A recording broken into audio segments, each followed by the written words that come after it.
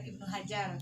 Beliau yang memang dulu berjuang bagaimana untuk menghidupkan kembali suasana di sini, kemudian semangatnya juga bukan dari secara infrastruktur aja, tapi memang bagaimana membangkitkan semangat masyarakat untuk mau tetap memperjuangkan literasi ya Bu ya.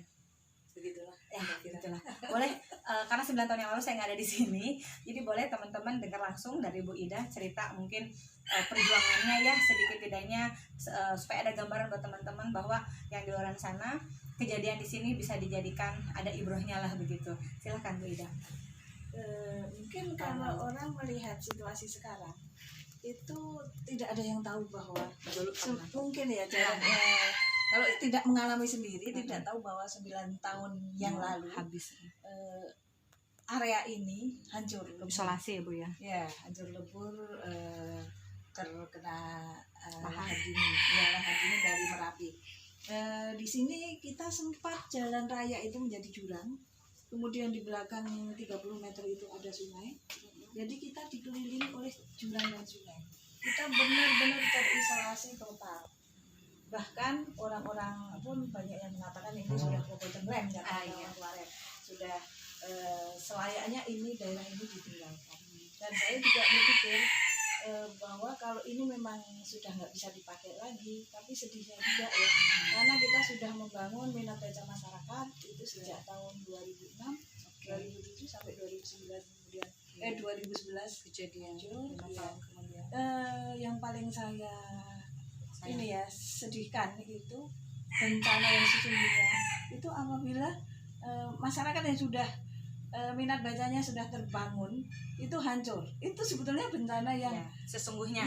Bencana yang sesungguhnya. Akhirnya saya berupaya bagaimana supaya semangat mereka tetap ada minat baca. Iya. Jadi fasilitas membaca tetap ada, tapi karena tempat ini tidak bisa didatangi. Terus terang tidak bisa didatangi.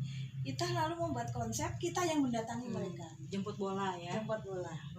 Itu jadi. Ibu sama tim ya atau sama keluarga? Sama tim dan relawan kita sampai itu perkara belakangan. Harta benda saya yang hancur, yang sawah yang terbenam itu belakangan. Yang kita pikirkan bagaimana minat baca itu jangan sampai hilang. Karena setahun mereka tidak membaca, tidak didekatkan buku lagi, pasti hilang minat bacanya. Nah itu yang kami pikirkan. Akhirnya kami membuat 14 titik kita mendatangi daerah mana saja dulu? Di 4 kecamatan. Jadi kita membuat 14 titik itu namanya kita buat waktu itu program darurat bencana itu namanya Melangkori Satellite Library. Jadi Melangkori jadi perpustakaan yang kita pecah kecil-kecil menjadi 14 titik.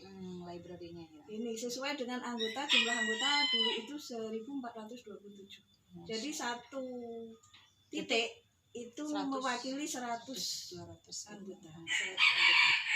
Tapi itu baru berhenti 2016. Karena itu program darurat bencana. Jadi setelah di sini 2011 sampai 2016 ya. 2016 di sini sudah bisa dilewati lagi, aksesnya sudah nyambung lagi. Akhirnya Melangkori Satellite Library kita stop karena kita jelas kita tidak mampu untuk operasional. Berkeliling 14 titik. Iya, luar biasa. Buku habis kita antarkan kembali, kemudian juga lagi mungkin. Jadi supaya tidak mati. Perkembangan ya. Iya. Tapi sekarang sudah kembali disentralkan lagi di sini ya. Ada beberapa yang tidak boleh diambil oleh masyarakatnya dan pemiliknya, tapi itu malah saya senang. Berarti mereka malah itu bisa menjadi embrio perpustakaan di daerah mereka sendiri. Dari 4 kecamatan itu 14 titik. Ini sampai sekarang masih aktif Bu, yang 14 titik itu sebagai plasmanya di sini lah istilahnya boleh dikatakan seperti itu. Ada beberapa ya 4-5 titik yang masih saya tinggal. Dan kami fasilitasi rak, karpet, meja, kursi dan 30 buku. Nah, seperti ini teman-teman, karena ternyata memang literasi itu ada berbagai aspek ya, banyak, dan Bu Ida ini merupakan pejuang literasi untuk taman bacaan masyarakat yang nantinya juga banyak Ibu ya berkembang, taman bacaan sekolah, taman bacaan kunjungan begitu ya, yang tadi seperti Bu Ida ceritakan beberapa tahun yang lalu karena ini habis tidak bisa dikunjungi, jadi beliaulah dengan beberapa relawan yang mendatangi masyarakat yang sudah jelas-jelas mereka itu korban bencana, tapi ternyata bencana yang sesungguhnya adalah ketika mereka tidak lagi bisa kembali seperti kegiatan semula yang dulu masih lancar membaca gitu, mungkin lebih semangatnya untuk menggali suatu ilmu gitu ya, mencari apa yang mereka nggak tahu, menggali gitu, bahwa karena membaca itu adalah jendelanya dunia. Tapi ternyata dengan keberadaan Bu Ida dengan relawan, alhamdulillah di tahun 2019 kemarin, bahkan di awal tahun 2020 ini, semoga titik cahaya itu menjadi sinar yang bisa menerangi masyarakat. Amin. Amin. Itu daerah sini ya Bu ya. Tapi untuk luasnya, Bu Ida itu sering cerita sama saya bahwa tidak terfikirkan untuk memviralkan atau untuk mengekspos begitu ya. Tidak pernah. Ya. Di samping saya memang gaptek juga karena usia udah lanjut. Ya, jadi memang keberadaannya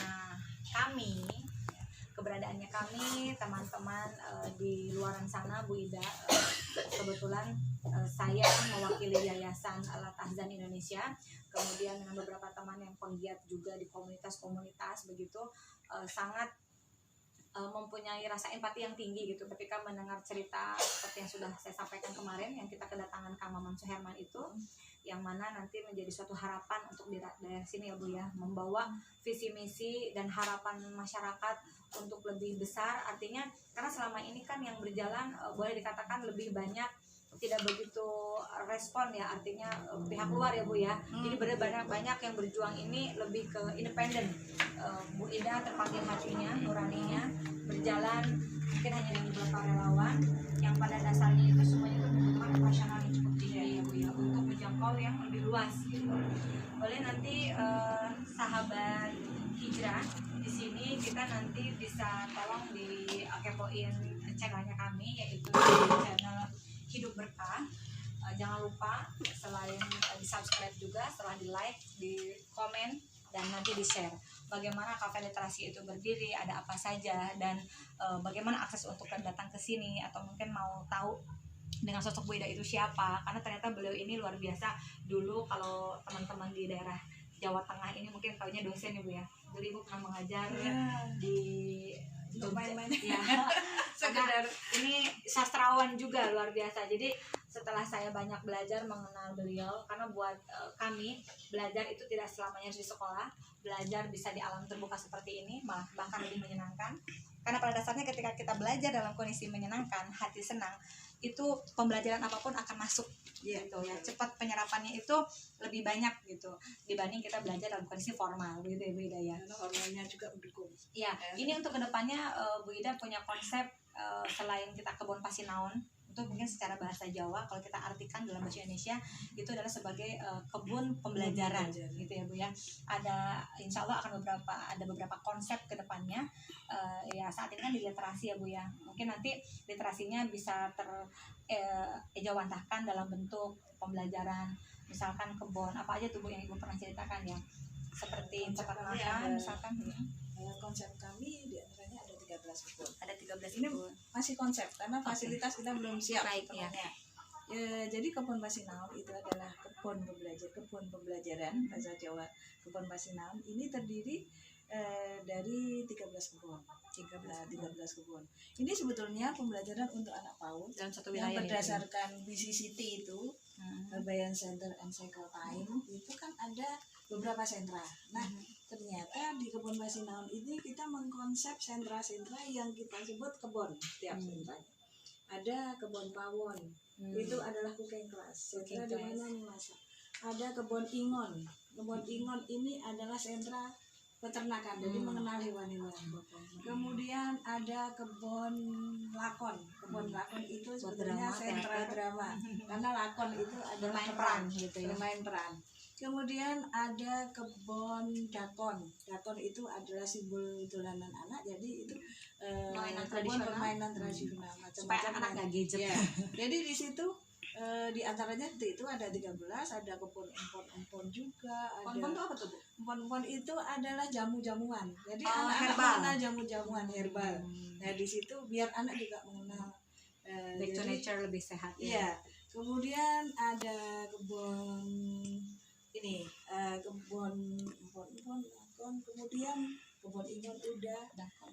dan dakon udah. Jadi kebun yang benar-benar kebun tanduran ya, itu menanam di situ ada menanam. Kemudian kebun primbon itu perpustakaan itu sendiri, di mana di situ ada kitab-kitab pustaka. Jadi kita berusaha on itu dengan kebun pawon, kebun ingon, kebun lakon. Ya, itu jadi filosofi ini konsep ke depan. Jadi Semoga bisa kami kita belum bisa transaksi. membayangkan yang akan membiayai siapa, karena itu butuh dana banyak. Tapi kita berjalan aja. Itu memang konsep dan kita laksanakan sambil berjalan. Jadi konsep nggak mandek di kepala, tapi ini bekerja sama dengan Himpau di Kabupaten Madura. Oke. Ya, jadi ternyata memang selain bekerjasama dengan pemerintah setempat, sahabat channel Hidup Berkah, kebun Pesinaun ini tadi luar biasa kalau kita lihat gitu ya, dan kita dengar tadi pemaparannya ada beberapa 13 sentra kebun gitu ya. Itu di saat mungkin orang founder di sini berpikir dari mana nanti yang membiayai ya, tapi yakinlah kekuatan doa dan kekuatan mimpi. Dengan kekuatan sekarang di digital gitu ya, era digital di mana mimpi ibu di sini, tapi ternyata baru berapa detik ternyata sudah nyampe ke belahan dunia sana. Kita tidak tahu Tuhan atau Allah menggerakkan tangan-tangan malaikat di luar sana yang bisa membantu gitu ya, bisa serta mendukung, karena sejatinya koirinas ampahung dinas. Jadi sebaik-baiknya manusia itu yang berguna untuk manusia lainnya. Dan kita doakan Bu Ida semoga 13 konsep kebun tadi yang notabene memang nanti akan terpusat di sini ya Bu ya, karena kan sudah hampir ada 4-7 hektar kalau dikumpulkan ya Bu ya. Bukan 7 hektar, 1 Lebih? hektaran. Oh bahkan yang 1 hektar itu aja ya. Iya. 7.500. Oke, jadi itu nanti bisa difungsikan, karena memang selain untuk masyarakat, kita sangat peduli terhadap generasi bangsa yang sekarang ini sudah sangat jauh gitu ya. Kemampuan literasi mereka sudah untuk membaca dan menulis pun rasanya juga sudah dengan gadget sebenarnya sudah cukup selesai, tapi tidak seperti itu pola pendidikannya. Dengan kehadiran kebun Pesinaun ini, kami harapkan ke depannya nanti Bu Ida bisa bersinergi dengan masyarakat, dengan pejabat setempat juga. Kemudian yang beberapa komunitas yang ada, yang rekan-rekan yang like channel ini, kemudian yang liputan ini, boleh nanti misalkan ingin tahu sejauh mana bisa di komen ya di bawah ini ya. Jangan lupa tentunya kita hidup ke depan itu yang lebih berkah, itu yang kita cari. Itu aja Bu Ida, semoga cepat terrealisasinya Bu Ida, supaya kita langsung ada action segera, karena sejatinya kebaikan itu meskipun hanya sekedar niat itu sudah Allah catat gitu. Ini tamu tak terduga, barangkali tangan Allah yang menggerakkan. Amin. Semoga ya. Bener-bener kita nggak nyangka, ya, karena kalau tahu datang schedule dulu, iya, kita juga nggak tahu kalau mau diwawancarai seperti ini. Tidak ada benar-benar surprise ya, surprise karena memang Allah itu akan mendatangkan rezeki dari pintu tidak terduga-duga, percayalah. Oke, jangan lupa di like, komen, subscribe, dan share juga. Oke, terima kasih. Wassalamualaikum warahmatullahi wabarakatuh. Salam literasi.